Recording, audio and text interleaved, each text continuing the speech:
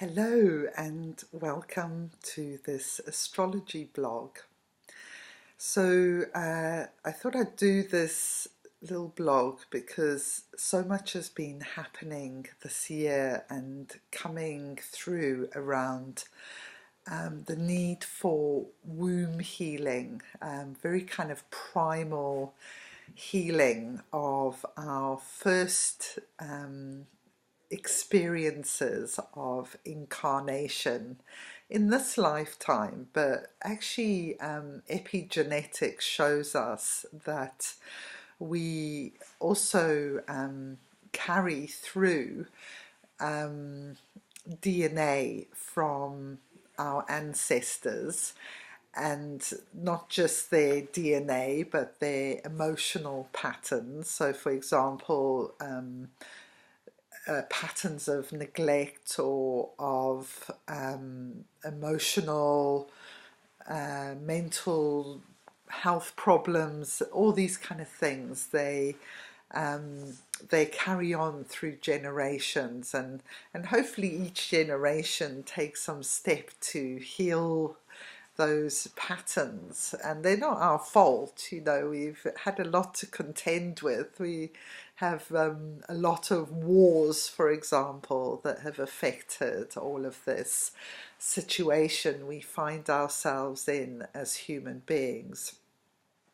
But it feels very much that the cosmos and the planetary and goddess asteroid alignments for this year provide a kind of portal for very deep ancestral healing at this time. So I wanted to talk about three of these patterns, these things that are going on that I think contribute to why this primal healing is such a good thing to be doing at this time. So the first one is that Saturn is crossing the galactic center. And the galactic center is the huge black hole where all life is birthed from this black hole, where stars are born. So it's this incredible place. And in the zodiac, it's aligned to around 27 degrees of Sagittarius. But a few degrees either side as well, because it's quite a big place, as you can imagine. So Saturn is in the Kabbalah, she's the dark mother, and she gives form to things. So it feels as though this new song of evolution, the new frequencies, the new patterns, the new languages of light, they're being birthed by Saturn, the dark mother. And Saturn often requires that we let go of past patterns as well. I always think of, I'm a great gardener, so I always think of Saturn as the pruner. And over the winter we pruned our camellia bush. It was only getting, in the last few years, like it gets 2 flowers and then it's nothing else for the rest of the year. So pruned it, and now, it's probably got about 20 flowers. So this is the value of pruning, and this is what Saturn does in our lives. It helps us to focus and cut away, let go of. Just old survival patterns, addictions, things like that, which no longer really resonate with where we're really at. And this is completely normal, that at different times in our lives, different things will resonate, and it's okay to let go of the things that no longer resonate, whether those are relationships, friendships, jobs, ideas, all sorts of things that we are often asked to let go of. So the second thing then that's happening is that there's three goddess asteroids. There's Astraea, who is the goddess of the golden age, and I see her very much as a goddess of the sacred arts, which represent the highest octaves of harmony and beauty, and what human beings are able to achieve in these lovely earthly bodies of ours. Poetry, music, the arts, I love all those things.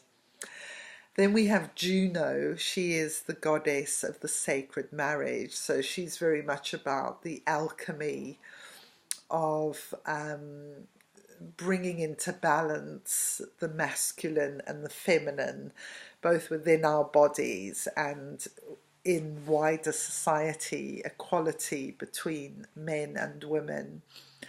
And so there's this beautiful goddess energy, and then at the other one with them is Hygeia, and Hygeia was the daughter of Asclepius, the father of medicine. And in a way, her teachings were very simple, because she had a temple where people came to heal through sleep.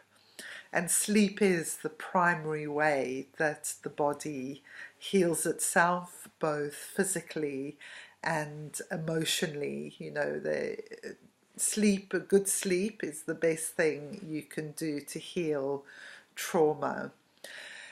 And in order to sleep, we have to respect the night and the day cycle, really, because we're completely wired as the animals and all the plants into the light of night and day and of the seasons. You know, here in the northern hemisphere, just with a bit more light, you start to see the plants rising, growing again. And this is what we are like, you know, we are so tuned to the light. And so it's really important that we sleep in a dark and as quiet as possible space, so we really allow ourselves to get into that deep delta brainwave state where this healing takes place. So Hygeia is asking us to return to natural rhythms and to respect the natural rhythms, because as human beings we are part of that. You know, we are not separate from that, even though we might feel like we are at times. Our biology says we aren't, and anyone who works nights for long enough will show signs of emotional and physical problems, because our bodies are not designed to ignore the night and day cycle. So we've got these beautiful goddess energies, and they have just crossed the galactic center with Saturn, and they've just entered into Capricorn, which is the third portal of birth in the zodiac. We have Aries, then we have Cancer, where we incarnate into our family, and in Capricorn we go through the spiritual rebirth. And this is why, you know, in the Neolithic cultures, everyone tried to get their babies to be born in Capricorn. And this is why Jesus's birthday, I'm not sure exactly when he was born, but it was placed around there, because Capricorn is a sign of rebirth, really. So these goddesses are entering in there, and they're actually becoming sandwiched between Saturn and Pluto, these very transformational planets. So there's this kind of like squeezing of the divine feminine consciousness awaking, and we will see in the world this will have some conflictual sides. You know, you could maybe see someone like Trump as representing this Pluto energy, just, and Putin, you know, both of them, this misogynistic energy that is kind of forcing women and men who don't want to live in that kind of society of oppression to rise up and say, no, you know, enough is enough, and start to kind of really challenge on a different level, I think, than if events in the world weren't as they are right now. And it's also about challenging all sorts of levels of inequality around sexuality, around culture.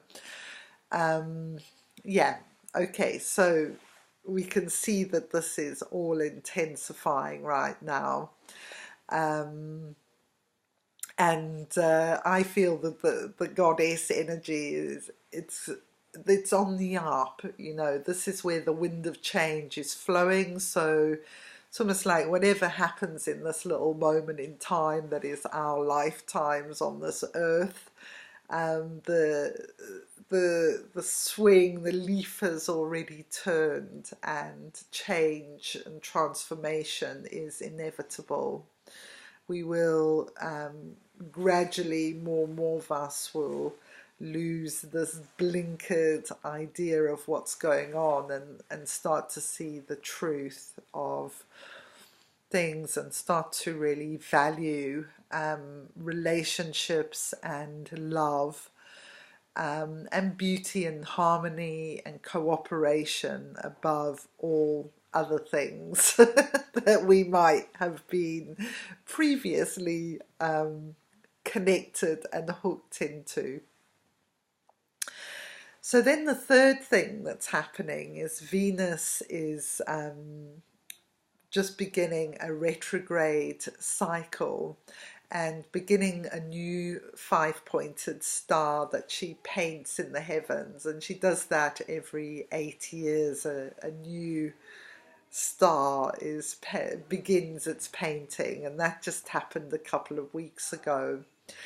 So Venus is moving retrograde across the Aries Pisces